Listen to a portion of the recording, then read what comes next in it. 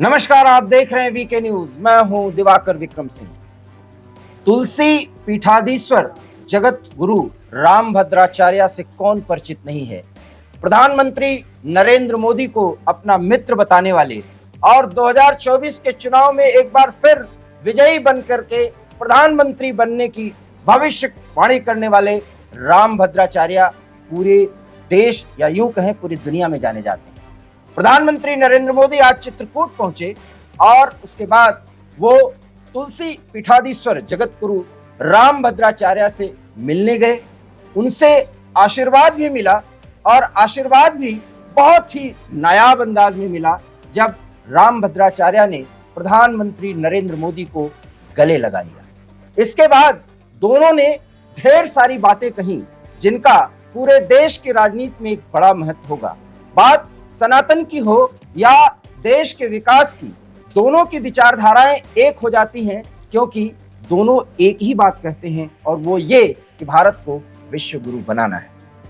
मध्य प्रदेश का चुनाव है, ऐसे में उनका चित्रकूट पहुंचना और रामभद्राचार्य से आशीर्वाद लेना और उनकी 3 पुस्तकों का विमोचन करना। पाणिनि के अष्टाध्यायी, आप नाम सुने होंगे, उस अष्टाध्यायी पर भाष्य लिखा जगत गुरु रामभद्राचार्य ने, उसको भी बाकायदा विमोचन कर पूरे देश को, पूरी दुनिया को समर्पित करना और इसके साथ ही साथ रामानंदचार्य चरितम और भगवान श्री कृष्ण की राष्ट्रलीला, ये 3 पुस्तक जो रामभद्राचार्य ने लिखी, उसका विमोचन भी प्रधानमंत्री ने किया और इस मौके पर प्रधानमंत्री ने बड़ी बात की।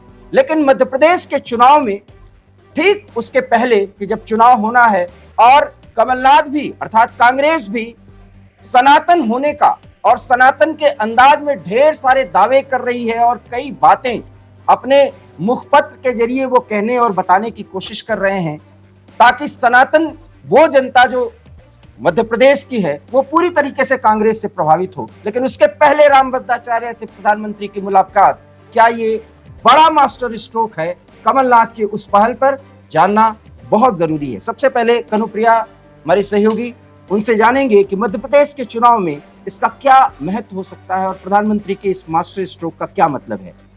रामभद्राचार्य एक ऐसा नाम है जो सिर्फ मध्य प्रदेश में नहीं, देश विदेश में भी जाना जाता है। हमने हाल ही में इसके बारे में कुछ समय पहले ही हमने आपको ये बताया था कि रामभद्राचार्य ने एक मंच से राम कथा सुनाते हुए ये कहा था कि जब भी सनातन के विरोध में कोई कुछ कहता है, कांग्रेसी आवाज नहीं उठाते। और रामभद्राचार्य के हजारों लाखों चाहने वाले ऐसे हैं जो मध्य प्रदेश में मौजूद हैं और उनसे रामभद्राचार्य ने राम कथा के दौरान ही ये कहा था कि इस कांग्रेस को, जो सनातन विरोधियों को रोकती नहीं है, टोकती नहीं है, उसे इस चुनाव के द्वारा हमें सबक सिखाना है। उनका ये बयान उसके ठीक 10 दिनों के बाद रामभद्राचार्य की 3 पुस्तकों का विमोचन, वो भी मध्य प्रदेश के सतना में, और ऐसे में प्रधानमंत्री नरेंद्र मोदी का एक ऐसी जगह पहुंचना और पहुंचने के बाद रामभद्राचार्य के साथ उनका ये आत्मीय मिलन, जिसे देखकर आप राजनीति भी भूल जाएंगे। ये भारतीय जनता पार्टी के लिए मास्टर स्ट्रोक हो या ना हो, लेकिन ये भारतीय जनता पार्टी के खेमे में एक ऐसी बॉल आई है जिसे कोई भी सनातनी जिससे अब मुंह नहीं फेर सकेगा। क्योंकि ये कहना और इस पर चर्चा करना भी शायद मुझे लगता है कि बेमानी ही होगा कि मैं ये कहूँ कि राम को चाहने वाले अब क्या कहेंगे, क्योंकि राम को चाहने वाले, राम के नाम पर वोट देने वाले एक बार फिर से, जो बीजेपी से कभी नाराज भी हुए होंगे, वो फिर से राम के नाम पर एक बार वोट देंगे। बहुत बड़ी बात कनू ने कही है और इसका असर इसलिए पड़ेगा क्योंकि रामभद्राचार्य मोदी, प्रधानमंत्री मोदी को अपना मित्र बता रहे हैं। उन्होंने कहा कि मेरे जीवन में 2 ही मित्र हैं, मैं चाटकारिता नहीं करता, एक प्रधानमंत्री नरेंद्र मोदी और दूसरे भगवान श्री कृष्ण। और जैसे ही नरेंद्र मोदी रामभद्राचार्य के सामने पहुंचे, उन्होंने नमो राघवाय शब्द का उच्चारण किया और इसके बाद रामभद्राचार्य मुस्कुराए, गले लगा लिया और उसके बाद प्रधानमंत्री नरेंद्र मोदी ने रामभद्राचार्य को सिंहासन पर बैठाया। ये तस्वीर में भी देखी जा सकती है। बड़ी बात, ये जो क्षण था, ये इसे हम रेयर कह सकते हैं, मतलब ये बहुत ही कम दिखता है। ये नजारा मुझे नहीं लगता कि इसके पहले कभी आपने देखा होगा या आगे भी आपको इतना आसानी से देखने को मिलेगा।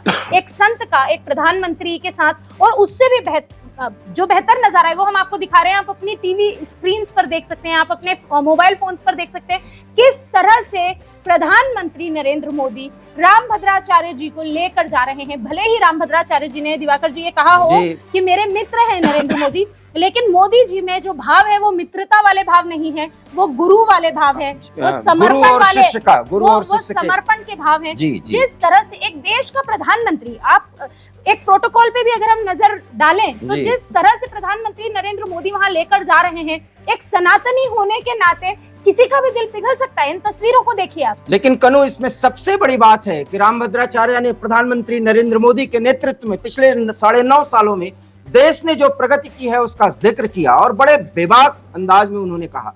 लेकिन एक बात उन्होंने मांग कर डाली कि अब रामचरितमानस को राष्ट्रीय ग्रंथ घोषित करने का समय आ गया। मैं आपको बता दूं कि रामभद्राचार्य जब ये भविष्यवाणी करते हैं कि प्रधानमंत्री नरेंद्र मोदी 2024 में फिर आएंगे क्योंकि कुछ और काम बाकी रह गए उन्हें कराना है, उसमें यही है कि रामायण को राष्ट्रीय ग्रंथ घोषित कराना है। अगर ये बात तुलसी पीठाधीश्वर ने एक बार फिर मोदी के सामने कही है तो इसके मायने क्या है और मध्य प्रदेश के चुनाव में इसका क्या असर हो सकता है? ये बेहद अहम है, क्योंकि रामचरितमानस को राष्ट्रीय ग्रंथ बनाना और इसी के बाद नरेंद्र मोदी का ये कहना, क्योंकि जब दिवाकर जी ये बात कह रहे हैं कि वो कहते हैं कि एक काम अधूरा रह गया है, 2024 में इन्हें प्रधानमंत्री बनना ही होगा, तो जब ये काम अधूरा हो गया, इसके बाद खुद प्रधानमंत्री नरेंद्र मोदी कहते हैं कि हमने रामभद्राचार्य जी के सपनों को पूरा किया है। ये बड़ी बात है, संकल्पों को, ये इस लाइन को आप ध्यान से, मतलब इस पर अगर आप विचार करेंगे तो आप समझेंगे